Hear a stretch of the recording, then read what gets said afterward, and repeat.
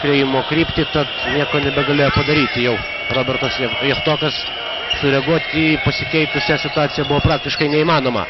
Holdenas atitrūksta nuo Rimo Kaukėno pasinaudodamas užtvarą ir vėl pelno 2 taškus. Rusijos rinktinės lyderiai šiandien pateisina savo reputaciją. Holdenas jau pelnė 10 taškų, 10 įmetė ir Kirilenka.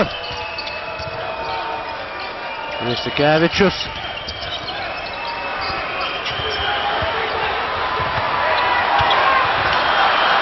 Turėtų sužingsniuoti šiaip Rusijos rinktinės krepšininkai. Gerai, kad nepataiko iškart 2 jie. Ir pagaliau lietuviai su kamuoliu 4 prieš 2.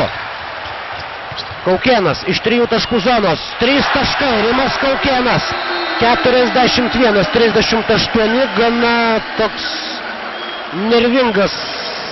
nervinga atkarpa. Rusijos rinktinės bandymas surengti greitą kontrataką.